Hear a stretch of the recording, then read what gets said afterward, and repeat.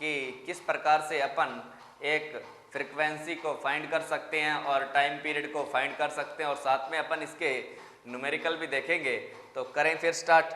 अपन ने जब कल पढ़ा था तो अपन ने करंट और वोल्टेज का वेव पढ़ ली थी कि किस प्रकार से ये चलती है एक सर्किट में।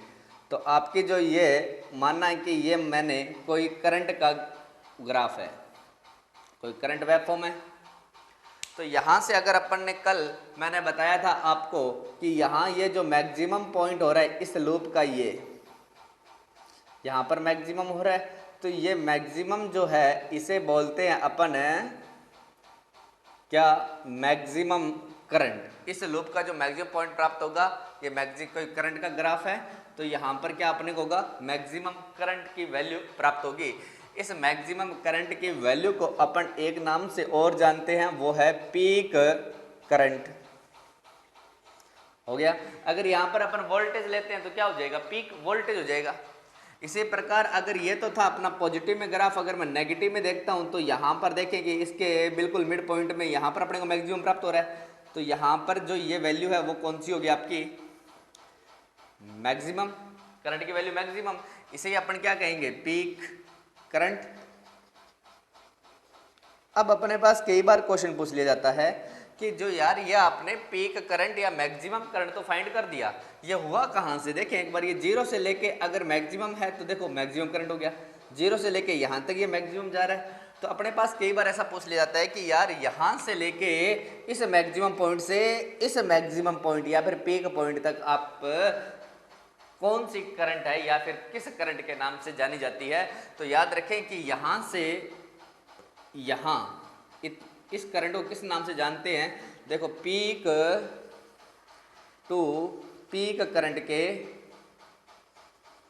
नाम से अपन जानते हैं। देखो करंट की वैल्यू तो करंट कह देंगे, वोल्टेज वैल्यू तो वोल्टेज कह देंगे। तो कैसे कहा इसको कि देखो जीरो से लेके पीक, जीरो से लेके ये पीक, तो यहाँ से यहाँ तक कैलकुलेट करना, तो ये पीक और ये पीक, तो पीक टू पीक हो गया। ओके। अब अगर अपन को याद रखना है कि यहाँ पर जो मैक्सिमम पॉइंट जो जिस कंडीशन पे आ रहा है, मतलब 5 एम्पियर पे मैक्सिमम आपकी करंट आ रही है, तो यहाँ पर भी आपका 5 एम्पियर पे ही मैक्सिमम करंट आएगा। ऐसा नहीं होगा कि यहाँ पर तो 5 पे आ रहा है यहाँ पर 6 पे आएगा, ऐसा कभी नहीं हो सकता। जितना ग्राफ ऊपर पॉजिटिव में बढ़ रहा है उतना ग्राफ ही नीचे नेगेटिव में ही बढ़ेगा। अब अपने पास क्या होता है कि ये जो पीक टू पीक करंट है, इसकी वैल्यू अपने को पूछ लेता है कि किस प्रकार निकालनी है। तो ये आपको एक फॉर्मूला काफ़ी इंपॉर्टेंट है, तो यहाँ पर लिख देते हैं कि पीक टू पीक करंट अपने को निकालनी है। तो अपन किस प्रकार कौन से फार्मूला का यूज करेंगे, अपन करेंगे 2 इंटू पीक करंट का। इस फार्मूले के द्वारा अपन पीक टू पीक करंट की वैल्यू फाइंड कर सकते हैं। तो ये आप याद रखें कि पीक टू पीक करंट किस प्रकार अपन फाइंड कर सकते हैं। और दूसरा चीज एक और कि अगर अपने को क्या करना है कि पीक टू पीक अगर अपने को क्या करना है, वोल्टेज की वैल्यू फाइंड करनी है। तो अब किस बार क्या करना है, वोल्टेज की वैल्यू फाइंड करनी है। तो ये मानना कि यहाँ पर वोल्टेज होगा, यहाँ पर वोल्टेज होगा, तो जीरो से ये पीक वोल्टेज, ये भी पीक वोल्टेज, तो पीक टू पीक वोल्टेज हो गया, है ना। तो वो भी अपन कैसे कर सकते हैं कि इसको फॉर्मूला रहेगा अपना 2 इंटू पीक वोल्टेज। अब देखो आप इसको पीक वोल्टेज न कह के आप इसको मैक्सिमम वोल्टेज भी कह सकते हो, कोई प्रॉब्लम नहीं है। ओके। तो आप इसको पीक करंट या पीक वोल्टेज को मैक्सिमम करंट या मैक्सिमम वोल्टेज के नाम से भी जान सकते हैं। ओके। तो अब एक बार आप इसका स्क्रीनशॉट लें, उसके बाद अपन कुछ आगे बढ़ते हैं। अब अपन एक क्वेश्चन देखते हैं कि इस प्रकार का क्वेश्चन आ जाता है कई बार कि किसी सर्किट में पीक टू पीक वोल्टेज की वैल्यू 200 वोल्ट है, तो मैक्सिमम वोल्टेज की वैल्यू फाइंड करें। तो अपने पास एक चीज पता चला है कि ग्राफ जो होता है अपन वो किस प्रकार ड्रॉ करते हैं कि इस प्रकार का ड्रॉ किया वोल्टेज का। अब ये कह रहा है कि पीक टू पीक वोल्टेज की वैल्यू कितनी है आपकी, 200 है। तो आपको पता है कि यार पीक टू पीक वोल्टेज क्या होता है, यहाँ से इस मैक्सिमम पॉइंट और नेगेटिव में भी मैक्सिमम पॉइंट जो होता है यहाँ से लेके यहाँ तक आपकी वैल्यू कितनी है, 200 वोल्ट है। पीक टू पीक वोल्टेज का तो मतलब यही है। अब अपने क्या करना है कि अपने को 0 से लेके इतनी ही वैल्यू फाइंड करनी है, यहां तक जो मैं ब्लैक पेन चला रहा हूं इतनी ही वैल्यू अपने को फाइंड करनी है। तो यार अब क्या करें कि जितना ग्राफ ऊपर की तरफ जा रहा है उतना ही नीचे की तरफ जा रहा है, तो कहने का मतलब कि यहां पर 100 है, यहां पर 100 है, तभी जाके तो 200 हुआ था, है ना। तो अपना जो पीक वोल्टेज है वो कितना आ जाएगा, ये मैक्सिमम वोल्टेज कितना आ जाएगा, 100 आ जाएगा। नहीं, अगर ऐसे अपन नहीं कर सकते तो अपने पास एक फॉर्मूला तो है ही, कि ये वाला फॉर्मूला अपने को पता है कि पीक टू पीक, पीपी को लिख रहा हूं, पीक टू पीक अगर अपने को क्या निकालनी है, वोल्टेज निकालनी है, इक्वल क्या होता है 2 इंटू आपका पीक करंट या मैक्सिमम वोल्टेज, आप ऐसा भी कह सकते हो कि मैक्सिमम करंट है तो अपने मैक्सिमम करंट ले लेते हैं, मैक्सिमम करंट नहीं वोल्टेज हो गया। अब अपने पास देखो पीक टू पीक की वैल्यू दी गई है, ये लो, इक्वल क्या दिया गया अपने को 2 इंटू मैक्सिमम करंट निकालनी है अपने को, ये लो maximum current, sorry maximum voltage, तो ये 2 क्या आएगा, इसके डिवाइड में आएगा, तो डिवाइड में ये कितना हो गया 100, इक्वल क्या हो गया मैक्सिमम वोल्टेज। तो आपकी मैक्सिमम वोल्टेज कितनी आई 100, आप ऐसा भी कर सकते हो। नहीं तो आप क्या करें, जब पीक टू पीक दिया गया उसको हाफ कर लेना। अगर अपने पास मैक्सिमम वोल्टेज या पीक वोल्टेज दिया गया है और पीक टू पीक निकालना है तो उसको 2 से मल्टीप्लाई कर देना। तो सिंपल सा क्वेश्चन है। आगे चलते हैं अपन कि इसमें देखते हैं कि फ्रीक्वेंसी क्या होती है और टाइम पीरियड क्या होता है, अपन उसकी कैलकुलेशन किस प्रकार से करते हैं। आप एक बार स्क्रीनशॉट ले लो इसका। अब अपन देखते हैं फ्रीक्वेंसी के बारे में कि फ्रीक्वेंसी क्या होती है। तो अपन हेडिंग डाल लेते हैं फ्रीक्वेंसी। फ्रीक्वेंसी क्या बोलते हैं इसको, आवृत्ति। इसको अपन स्मॉल f के द्वारा डिनोट करते हैं। हो गया।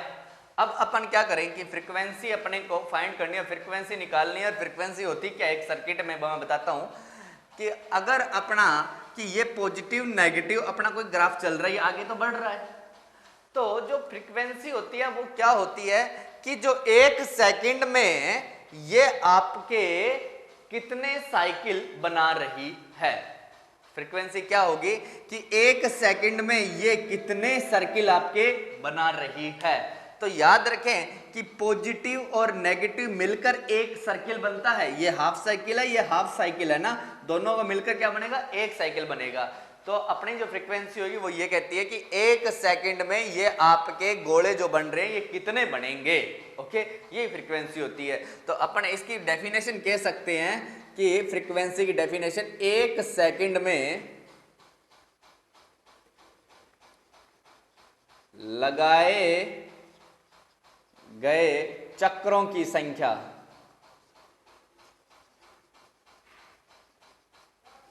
क्या कहलाती है, फ्रीक्वेंसी या आपकी आवृत्ति कहलाती है।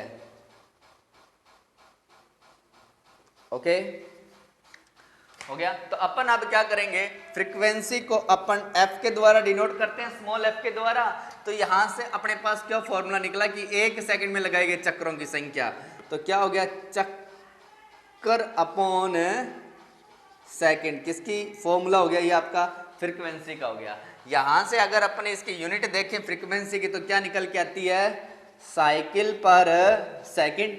कोई प्रॉब्लम नहीं है। तो यहां से याद रखें कि फ्रीक्वेंसी का जो फॉर्मूला है वो चक्कर अपॉन सेकंड या फिर इसकी यूनिट होती है साइकिल पर सेकंड हो गई। इसी को अपन क्या कहते हैं, हर्ट्ज के नाम से जानते हैं। तो याद रखें कि साइकिल पर सेकंड और हर्ट्ज जो यूनिट होती है वो आपकी फ्रीक्वेंसी की होती है। अब एक चीज और बता दें कि अगर अपने पास सेकंड डेफिनेशन देखें इसकी फ्रीक्वेंसी की, तो अपन ऐसा भी कह सकते हैं कि टाइम पीरियड का उल्टा अपोजिट ही क्या कहलाता है, फ्रीक्वेंसी कहलाता है। तो अपन ऐसा भी कह इसको लिख सकते हैं कि टाइम पीरियड को हिंदी में बोलते हैं आवर्तकाल। आवर्तकाल का विपरीत क्रम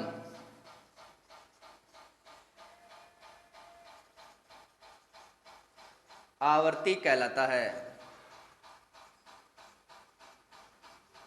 तो अपन देखें कि आवर्तकाल का व्युत्क्रम आवर्ती कहलाता है। तो आवर्तकाल को अपन किसके द्वारा डिनोट करते हैं, तो आवर्तकाल होता है आपका टी।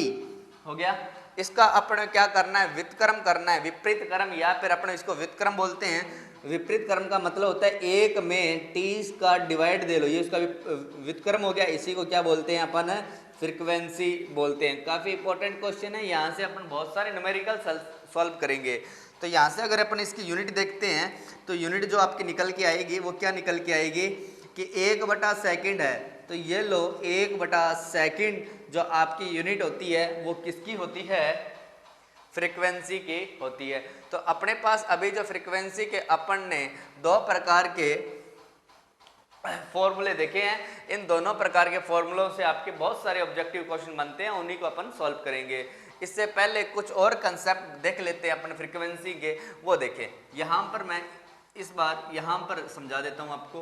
अब अपन ने देखा था कि जो एक एंगुलर फ्रीक्वेंसी होती है ना, एंगुलर फ्रीक्वेंसी या फिर एंगुलर वेलोसिटी के नाम से मैंने बताया था उसको, कि एंगुलर वेलोसिटी कोणीय वेग, याद आ रहा होगा आपको, कोणीय वेग, जिसको अपन ओमेगा के द्वारा डिनोट किया था। तो ओमेगा इक्वल क्या होता है, दोबारा देखें इसको, कि ओमेगा इक्वल क्या होता है 2πf हो गया। यहां से अगर मैं फ्रीक्वेंसी की वैल्यू निकालूंगा तो आपका फ्रीक्वेंसी की वैल्यू क्या हो जाएगी, f इक्वल, देखो ये क्या चला गया, 2 ओमेगा के अपॉन में चला गया 2π, तो ओमेगा इक्वल क्या हो गया 2π हो गया। तो ये जो आपकी वैल्यू आ रही है ये भी आपका किसका फॉर्मूला बन गया, फ्रीक्वेंसी का फॉर्मूला बन गया। और इसकी जो यूनिट होती है वो होती है आपकी हर्ट्ज। ओके, क्योंकि फ्रीक्वेंसी के बारे में बताने वाला जो वैज्ञानिक था वो आपका हर्ट्ज ही था। तो यहाँ तक अपन ने देखा कि जो फ्रीक्वेंसी के है ऑलमोस्ट 3 मेन फार्मूले हैं, इन्हीं को अपन यूज करके न्यूमेरिकल सॉल्व करते हैं। किस प्रकार के क्वेश्चन आपके एग्जाम में पूछे जाते हैं उससे पहले आप इसका स्क्रीनशॉट लें। बस फ्रीक्वेंसी में आप इतना याद रखना कि 1 सेकंड में जितने आपके चक्कर लगाए जाते हैं वही क्या है, फ्रीक्वेंसी है। ओके, स्क्रीनशॉट लें। अब अपन टाइम पीरियड के बारे में देख लेते हैं, उसके बाद अपन न्यूमेरिकल्स देखेंगे। तो टाइम पीरियड क्या होता है, आवर्तकाल क्या होता है वो देखते हैं। तो आवर्तकाल को जो डिनोट करते हैं वो टी के द्वारा करते हैं। ओके, अब अपने पास देखें कि यार आवर्तकाल एक वेब में अपन किस प्रकार से फाइंड कर सकते हैं। तो देखो आवर्तित होती है कि 1 सेकंड में कितने चक्कर लग रहे हैं, है ना। और आवर्तकाल क्या होगा कि ये जो आपका एक चक्कर बन रहा है, यहां तक कितने चक्कर बन रहे हैं आपके, एक ही चक्कर बन रहा है, क्योंकि हाफ साइकिल ये पूरा एक साइकिल बन गया। तो इस एक साइकिल को, ये जो एक साइकिल है इसमें आपको कितना टाइम लग रहा है, ये वाला टाइम जो है ना ये कहलाता है आपका आवर्तकाल। देखो मैंने यहां से टी से डिनोट कर दिया है कि एक चक्कर लगाने में लगा समय क्या कहलाएगा, आवर्तकाल कहलाएगा। तो अपन लिख देते हैं यहां पर डेफिनेशन इसकी आवर्तकाल की, मैंने हेडिंग डाल दी ऊपर। 1 सेकंड में आवर्तकाल की डेफिनेशन लिख देते हैं कि 1 सेकंड में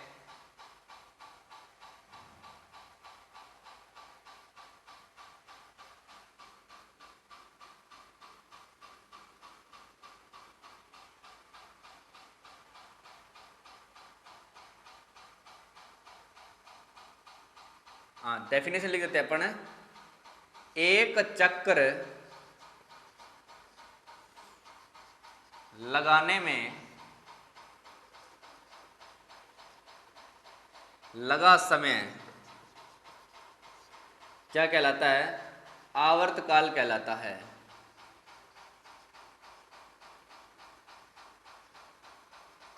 ओके, कोई प्रॉब्लम नहीं है कि जो आपका एक साइकिल लग रहा है उसमें कितना टाइम लग रहा है वही आवर्तकाल है। यहाँ पर क्या डिनोट कर रहे हैं अपन, टी से डिनोट कर रहे हैं। आप इसको डायग्राम को अच्छी तरह से बना लें कि यहाँ से पता चलता रहेगा आपको कि आवर्तकाल क्या है। ओके, यहाँ से अपन इसकी दूसरी डेफिनेशन देखें कि आवर्तकाल को अपन और किससे रिप्रेजेंट कर सकते हैं। तो अपन यूँ भी कह सकते हैं कि अपन ने फ्रीक्वेंसी जब डेफिनेशन लिखवाई थी उसी में आप देखना कि मैंने बोला था कि जो आवर्तकाल का अपोजिट या व्युत्क्रम ही क्या कहलाता है, आपका आवर्ती कहलाता है। आवर्तकाल का व्युत्क्रम बताया था ना। तो यहाँ पर क्या कहेंगे अपन है कि आवर्ती का, किसका, आवर्ती का या फ्रीक्वेंसी का विलोम, इसको व्युत्क्रम भी बोलते हैं या विपरीत भी बोलते हैं। विपरीत क्रम ही क्या कहलाता है, आपका आवर्तकाल कहलाता है। आवर्तकाल कहलाता है। अब देखें कि आवर्तकाल जो होता है वो अपन किस प्रकार रिप्रेजेंट करेंगे। आवर्ती का व्युत्क्रम या अपोजिट विलोम, तो 1/f इक्वल क्या हो जाएगा आपका t हो गया। तो यहाँ से अपने पास जो यूनिट निकल के आई है वो क्या निकल के आती है कि पहले जो टाइम पीरियड की निकली थी 1 सेकेंड, तो यहाँ पर अपनी जो यूनिट होती है वो होती है सेकेंड हो गया। तो आवर्तकाल की यूनिट होती है सेकेंड, या फिर अपन इसको ऐसा भी लिख सकते हैं 1/हर्ट्ज जो है वो भी किसकी यूनिट है, आपके आवर्तकाल की होती है। अभी अपन इसके न्यूमेरिकल्स देखते हैं, पहले आप इसका स्क्रीनशॉट ले लें।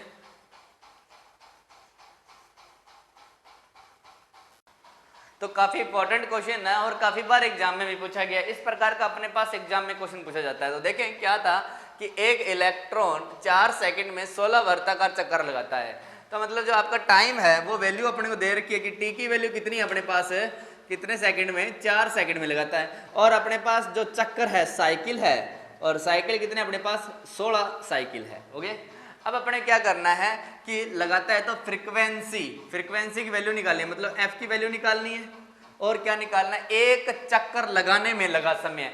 तो एक चक्कर लगाने में लगा जो समय क्या कहलाता है, आपका आवर्तकाल कहलाता है, और उसको डिनोट करते हैं अपन टी के द्वारा। तो अपने पास दो डाटा क्या करने हैं, फाइंड करने हैं। तो सबसे पहले अपन क्या करते हैं, फ्रीक्वेंसी निकालते हैं।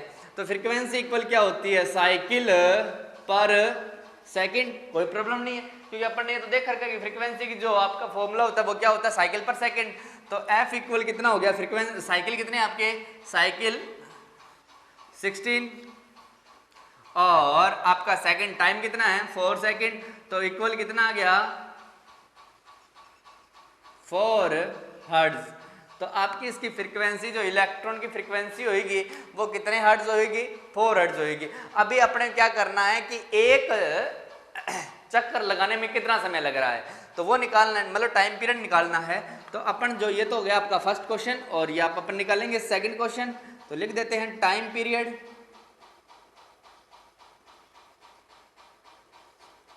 आवर्तकाल। तो आवर्तकाल तक कैसे निकालेंगे, आवर्तकाल अपन जानते हैं कि आवर्ती का अपोजिट है ना, तो आवर्ती का अपोजिट तो 1/f इक्वल क्या होता है आपका t। तो यहां से अपने 1 f की वैल्यू अपने पास फाइंड है, तो कितना हो गया आपका f की वैल्यू फाइंड 4, तो कितना हो गया 0.25 आपका हर्ट्ज हो गया। कोई प्रॉब्लम नहीं है अपने पास। ओके, तो यहाँ से अपने पास जो टाइम पीरियड आया वो कितना है 0.5 सेकेंड। मतलब कहने का मतलब एक जो चक्कर लगाता है वो कितना टाइम लेता है 0.25 सेकेंड आपका टाइम लेता है। और कितनी फ्रीक्वेंसी रहेगी आपकी इसकी 4 हर्ट्ज फ्रीक्वेंसी रहेगी। ओके, आप इसका स्क्रीनशॉट ले। अपन नेक्स्ट क्वेश्चन देखते हैं। अब अपन इस क्वेश्चन को देखते हैं कि अपने पास देखो सिंपल सा क्वेश्चन दिया गया कि v instantaneous equal 200 sign 314t है ना। तो कितना सिंपल क्वेश्चन है। तो अब इसको अपन सॉल्व करते हैं। इसमें क्या निकालना अपने को, फ्रीक्वेंसी निकालनी है और टाइम पीरियड निकालना है आपको। ओके, तो देखो किस प्रकार से करेंगे, थोड़ा ध्यान से देखना क्वेश्चन को, काफी इंपॉर्टेंट क्वेश्चन है। तो आपने इस जो अपने पास समीकरण दे रखे अपन वो लिखते हैं। तो v इंस्टेंटेनियस 200 साइन, ये आपकी इक्वेशन है। तो अब अपने क्या करना है कि अपन वोल्टेज की इक्वेशन लिखते कैसे हैं वो लिख के देखें। v instantaneous Vm sine omega t लिखते हैं ऐसे। अब देखो अपन थोड़ा कंपैरिजन करते हैं यार कि आपकी जो यहाँ पर v मैक्सिमम पीक वैल्यू, मतलब पीक वैल्यू कितनी दी गई है आपको 200 दी गई है। तो पीक वैल्यू से अपने को लेना देना ही नहीं है। अपने को किससे निकालना है, अपने को फ्रीक्वेंसी निकालनी है, अपने फ्रीक्वेंसी का मामला देखना है। तो देखिए साइन का साइन पड़ा है। अब देखो कि आपको दिमाग में आ रहा होगा कि यार यहां पर आपके पास देखो ओमेगा है, और यहां पर जो ओमेगा की वैल्यू वो है वो 314 दे रखी है, और देखो टी का टी दे रखा है। साइन के बीच में और टी के बीच जो वैल्यू है वो किसकी, ओमेगा की वैल्यू है। ओके, तो अपने पास क्या हो गया कि ओमेगा की वैल्यू कितनी दे रखी है 314। अब अपने पास ओमेगा की वैल्यू तो फाइंड है अपने पास। अब अपन क्या करें कि ओमेगा की वैल्यू जो अपन ओमेगा की रियल वैल्यू जो वैल्यू होती है वो कितनी होती है 2πf होती है, नहीं होती। मतलब ओमेगा का अपन जो फॉर्मूला होता है वो क्या है 2πf। यहाँ से 2πf है तो यहाँ से कितना हो गया 314 इक्वल में f फ्रीक्वेंसी की वैल्यू निकालनी है तो 314/2π। अब अपन यहाँ पर सॉल्व करते हैं इसको। तो f इक्वल कितना हो गया 314, पाई की वैल्यू मैं 3.14 रख देता हूं, तो यहां पर मैंने रख दी 3.14 हो गया। तो F इक्वल कितना गया, देखो पॉइंट हटा तो ऊपर कितना चला गया 100, तो ये हो गया 2 इंटू 314। अब ये देखो ये दोनों कैंसिल आउट हो गए, तो F इक्वल कितना बच गया 100/2 इक्वल 50 हर्ट्ज। जो आपकी फ्रीक्वेंसी आने वाली है वो कितने हर्ट्ज आ गई, 50 हर्ट्ज। तो यहाँ पर जो फ्रीक्वेंसी निकाली वो कितनी निकाली अपन ने, 50 हर्ट्ज। तो अगर इस प्रकार का अपने पास क्वेश्चन आ जाता है उसमें फ्रीक्वेंसी की वैल्यू निकालनी है, वो अपन इस प्रकार से निकालते हैं। ये क्वेश्चन ऐसे DMRC ने इस बार पूछ चुकी है, तो आप थोड़ा ध्यान रखें, इन पे फोकस करें कि किस प्रकार निकाल रहे हैं। अपने कंसेप्ट दिमाग में रखना है कि यार ओमेगा की वैल्यू कितनी है, इतनी है, तो ओमेगा की वैल्यू पुट करो और आप निकाल लो। कोई कैलकुलेशन लंबी नहीं है, समझाने के लिए मैंने थोड़ा सा इसको शॉर्ट कर दिया, नहीं तो आप यहीं से कट कर सकते हो कि यार 314 नीचे पाई है तो 3.14 वैल्यू होती है, काटा तो ऊपर 100 बच गया, 100 को 2 से डिवाइड करो कितना गया 50 हर्ट्ज आ गया। तो यहाँ पर अपने जो आवृत्ति आई है वो कितनी आई है, 50 हर्ट्ज आई है। ओके, और अपन देखते हैं कि अभी अपने को सेकंड क्वेश्चन करना है, और उसमें क्या करना है, अपने को टाइम पीरियड निकालना है।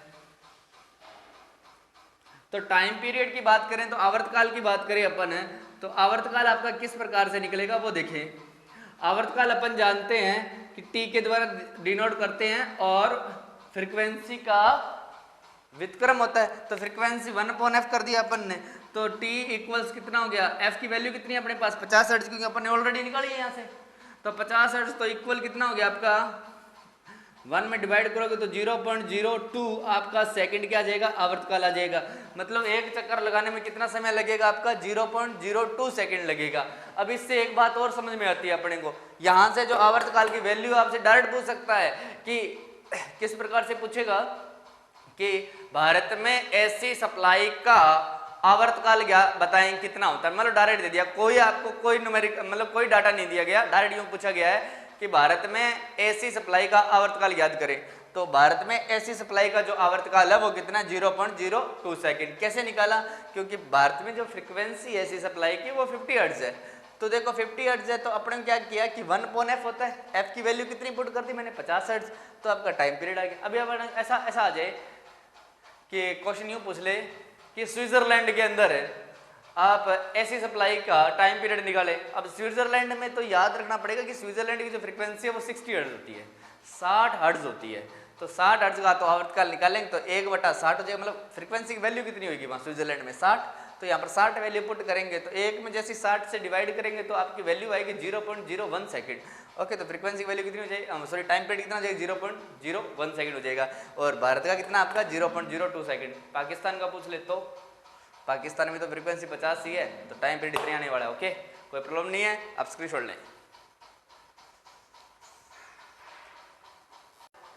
अब एक क्वेश्चन लिया है जिसमें अपने को 4 क्वेश्चन सॉल्व करने हैं कि आज तक जितना अपन ने पढ़ा है फंडामेंटल में उसका मैंने एक साथ सारे क्वेश्चनों को लिया है और अपन सारे क्वेश्चन सॉल्व करते हैं। तो देखो क्या क्या करना है अपने को। सबसे पहले अपने पास क्वेश्चन क्या दिया गया है, क्वेश्चन दिया गया अपने पास ये क्वेश्चन दिया गया है और अपने को इनके वैल्यू निकालनी है, ऑब्जेक्टिव नहीं है, इनकी वैल्यू निकालनी है अपने। तो मैं यहाँ पर लिख देता हूँ, निम्न का मान ज्ञात करें, निम्न का मान ज्ञात करें। ये लो, निम्न का मान ज्ञात करें, मतलब इक्वेशन दी गई है, निम्न का मान ज्ञात करें, तो ये आपको 4 वैल्यू आपको निकालनी है। तो अपन सबसे पहले एक एक करके स्टेप वाइज इनको निकालते हैं। तो आप अपन सबसे पहले देखो कि पीक करंट की वैल्यू निकालें। तो आपकी पीक करंट की वैल्यू किस प्रकार से निकलेगी वो देखें कि अपने पास जो डाटा दिया गया है वो दिया गया I instantaneous equal 50 sine 3.14 t दिया गया है। इक्वेशन अपने पास ये दी गई है। अब अपने को क्या करना है कि अपन करंट की इक्वेशन जानते हैं क्या होती है। करंट की जो इक्वेशन होती है वो होती है I instantaneous Im sine omega t। कोई प्रॉब्लम नहीं है। अब अपने पास ये देखें कि अपने को जो निकालना है वो निकालनी है पीक करंट। तो यहाँ पर अपन क्वेश्चन में डाल देते हैं कि पीक करंट क्या होगी, पीक करंट। तो ये अपने को फाइंड करनी है। तो यार पीक करंट होती कौन सी है, जो मैक्सिमम करंट है वही तो पीक करंट होती है ना। तो यहाँ पर इसमें देखो कि मैक्सिमम करंट ये आपकी क्या है, पीक करंट या मैक्सिमम करंट कह सकते हैं ना इसको, पीक करंट। तो आप इस सर्किल में मतलब इस इक्वेशन में देखो आपकी पीक करंट कौन सी है, देखो साइन से पहले और बराबर से बाद में जो आपकी वैल्यू आ रही है वो पीक है करंट है ना। तो ये जो वो करंट की वैल्यू वो कितनी है 50, और ये क्या आपकी पीक करंट है। तो पीक करंट आपकी कितनी हो जाएगी 50 एम्पियर। हो गया। अब देखो दूसरा क्वेश्चन कह रहा है कि पीक टू पीक करंट निकाले। अब पीक टू पीक करंट निकालना अपने को, तो सेकंड क्वेश्चन लिखते हैं यहाँ पर अपन और peak to peak current find करते हैं। तो यहाँ पर लिखा पीक टू पीक करंट। तो यार अपन जानते हैं कि ग्राफ बनाया, मैक्सिमम करंट जो अपने को दे रखी है या पीक करंट दे रखी है 50, तो यहाँ पर 50 है तो यहाँ पर भी कितनी होगी 50 होगी। यहाँ से यहाँ तक कितनी होगी 100 होगी कि नहीं होगी, कोई प्रॉब्लम नहीं है। ओके, तो क्यों दोनों का समित होगा। या फिर अपन ऐसा भी तो कह सकते हैं कि अपने को पीक टू पीक करंट निकालनी थी, तो यहाँ पर लिख दिया कि peak to peak current equal to into peak current. आपका ये फार्मूला होता है, आप इससे भी निकाल सकते हो। तो यहाँ से कितना निकल के आ गया 2 इंटू पीक करंट कितनी 50, तो यहाँ से कितना आ गया आपका 100 एम्पियर। आप किसी प्रकार से निकालो, आपका आंसर सेम आने वाला है। ओके, तो आप अपन चलते हैं नेक्स्ट क्वेश्चन की तरफ, थर्ड क्वेश्चन की तरफ। तो अपन थर्ड क्वेश्चन यहाँ पर सॉल्व कर लेते हैं इसको। तो थर्ड क्वेश्चन में क्या कह रहा है, फ्रीक्वेंसी निकालनी है। वापस कंपैरिजन कर लेते हैं कि यार साइन के बाद में ओमेगा आता है और साइन के बाद में ओमेगा आता है और ओमेगा की वैल्यू 3.14 दे रखी है। तो यहाँ से अपन डायरेक्ट लिख लेते हैं कि ओमेगा की वैल्यू 3.14 है। हो गया। यहाँ से अगर अपने ओमेगा वैल्यू पता चली और ओमेगा की जो अपने वैल्यू होती है वो होती है 2 पाई एफ और 3.14, तो f की वैल्यू निकालनी है तो 3.14 अपॉन 2 इंटू 3.14, 3.14 क्या हो गया कैंसिल हो गया। आपका कितना बच गया 1/2, 1/2 को आप 0.5 पर लिख सकते हो, कोई प्रॉब्लम नहीं है। जो आपकी फ्रीक्वेंसी है वो कितनी आ जाएगी 0.5 हर्ट्ज। ओके, अब अपने पास लास्ट क्वेश्चन रहा है और क्या पूछ रहा है 4 नंबर क्वेश्चन, टाइम पीरियड की वैल्यू निकालनी है। तो टाइम पीरियड की अगर अपना वैल्यू निकालेंगे वो किस प्रकार से निकालते हैं वो देखें। जो आपका टाइम पीरियड होता है वो फ्रीक्वेंसी का जस्ट उल्टा होता है, पता है ना आपको। आवर्तकाल, आवर्तकाल क्या होता है फ्रीक्वेंसी का अपोजिट। तो 1/f इक्वल क्या होता है टाइम पीरियड, है ना। तो यहाँ से अगर अपन वैल्यू पुट कर देंगे तो आपका आंसर आ जाएगा। तो t इक्वल फ्रीक्वेंसी की वैल्यू कितनी आई 0.5, तो कितना आ गया पॉइंट हटा तो ऊपर चला गया 10, 10 में 2 5 से डिवाइड करोगे तो कितना आ गया 2 सेकंड, आपका क्या आ गया टाइम पीरियड आ गया।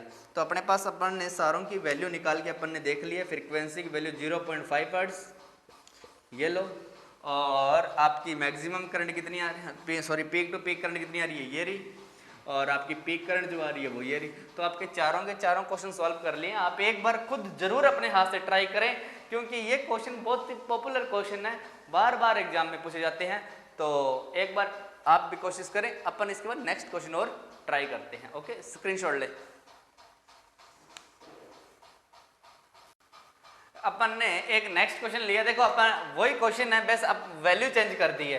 क्यों किया, क्योंकि इस प्रकार से मैं अगर आपको यही क्वेश्चन रिपीट करेंगे तो आपकी प्रैक्टिस होती रहेगी। इसीलिए मैंने क्या किया, यहाँ पर ओनली फॉर वैल्यू चेंज कर दी, क्वेश्चन आपका वो का वही है। ओके, तो यहाँ पर क्या कर दिया v इंस्टेंटेनियस लिख दिया है, मतलब वोल्टेज दे दिया। पिछली बार अपने पास करंट थी, यहाँ पर क्या कर दिया vi कर दिया, तो वोल्टेज इंस्टेंटेनियस हो गई। अब अपने क्या करना है कि अपन एक एक करके इनको सॉल्व करते हैं। तो फर्स्ट क्वेश्चन अपने पास देखें क्या करना है, पीक करंट नहीं लिख के इसको पीक वोल्टेज करें। यहाँ पर ये अपन ने अभी तक इसको चेंज नहीं किया, यहाँ पर लिख दिया मैंने वोल्टेज, और यहाँ पर भी क्या लिखना पड़ेगा आपको वोल्टेज, और आपका सही है। ओके, तो यहाँ से अपन देखेंगे पहला जो क्वेश्चन आपका वो क्या निकालना है, अपने को पीक वोल्टेज निकालना है। तो ये लो पीक वोल्टेज, अपने पास इक्वेशन क्या है ऊपर वाली देखें कि v इंस्टेंटेनियस 150 साइन 4 पाई t दे रखा है अपने को। अपने पास जो वोल्टेज की इक्वेशन होती है वो क्या होती है v instantaneous Vm sine omega t। ये मैं बार बार क्यों लिख रहा हूँ, क्योंकि देखो इससे कंपैरिजन करके आप आंसर निकाल सकते हो। देखो कैसे, आपके देखो v मैक्सिमम की वैल्यू जो है ये वी मैक्सिमम की वैल्यू है और ये भी क्या कहलाएगी, वी मैक्सिमम वैल्यू कहलाएगी। तो आपकी पीक वोल्टेज या वी मैक्सिमम बात तो एक ही होता है। तो आपका कितना आ गया, पीक वोल्टेज कितना है आपका 150 वोल्ट, हो गया खत्म। सेकंड क्वेश्चन देखें, पीक टू पीक वोल्टेज निकालना है ना। तो पीक टू पीक वोल्टेज निकालना अपने को, पहले तो अपने पास ये देखेंगे डायग्राम बनाएं कि यार ये जो वैल्यू अपन ने निकाल रखी है, कितनी निकाल रखी है, कितनी निकाली थी देखो 150। तो ये लो यहाँ पर 150 वोल्ट है, थोड़ा बड़ा लिख देते हैं इसको, 150 वोल्ट है। तो यहाँ पर भी कितनी होगी आपकी 150 वोल्ट होगी। तो टोटल यहाँ से यहाँ तक वोल्टेज कितनी हो जाएगी, दो बार जोड़ लो इसको, 150 प्लस 150 या 2 इंटू 150 है ना। तो आपकी जो पीक टू पीक वोल्टेज जो आने वाली है वो कितनी आने वाली है 300 वोल्ट, हो गया, कोई प्रॉब्लम नहीं है। अब अपन चलते हैं थर्ड क्वेश्चन की तरफ और बिल्कुल सिंपल सा ही है कि फ्रीक्वेंसी, अब अपने फ्रीक्वेंसी निकालनी है। तो पहले यहाँ से आप याद रखें कि ये जो वैल्यू है 4 पाई, ये किसकी वैल्यू, ओमेगा की, है ना। तो हाइड डालते हैं फ्रीक्वेंसी, अपने पास ओमेगा की वैल्यू कितनी दे रखी है 2 पाई, ये दे रखा है, सॉरी 4 पाई दे रखा है, ये लो 4 पाई, हो गया। यहाँ से अगर अपन देखते हैं कि जो ओमेगा है इसका जो फॉर्मूला होता है वो होता है 2 पाई एफ इक्वल 4 पाई। एफ की वैल्यू अपने को निकालनी है तो अपन 2 पाई से डिवाइड कर देंगे तो 4 पाई अपॉन 2 पाई, तो इक्वल अगर अपन इसको कैंसिल करेंगे तो कितना बच गया आपका 2 हर्ट्ज। तो फ्रीक्वेंसी कितनी चल रही है इसमें आपकी 2 हर्ट्ज, ओके। अब अपने पास लास्ट क्वेश्चन क्या बचा है कि अपने पास क्या है, टाइम पीरियड निकालें, ये लिखा हुआ टाइम पीरियड। तो टाइम पीरियड आवर्तकाल निकालना अपने को, आवर्तकाल, और आवर्तकाल जानते हैं आप आवर्ती का अपोजिट। तो आवर्ती का अपोजिट तो अपन कह सकते हैं कि टी इक्वल 1/f। तो टी इक्वल एफ की वैल्यू कितनी है आपकी 2, तो टाइम पीरियड कितना है 0.5 सेकेंड। ये मैं इसको ब्लैक पेन से डिनोट कर देता हूँ कि टी इक्वल्स कितना आ गया आपका 0.5 सेकेंड। टी का फॉर्मूला क्या था आपका 1/2, हो गया। टी का फॉर्मूला क्या था 1/f, एफ की वैल्यू अपन ने 1/2 पुट की थी, ओके। तो यहाँ तक अपन ने फ्रीक्वेंसी और जो टाइम पीरियड के क्वेश्चन आते हैं और पीक टू पीक वोल्टेज क्या होती है, पीक टू पीक करंट क्या होती है, इसके बारे में डिस्कस किया। अभी जो अपना नेक्स्ट टॉपिक है वो है फेज एंगल, कि अपने पास फेज एंगल से किस प्रकार से क्वेश्चन पूछते हैं वो अपन नेक्स्ट वीडियो के अंदर देखेंगे। इसीलिए आप सब्सक्राइब का बटन और बेल आइकन बटन जरूर दबा दें। Okay, bye bye.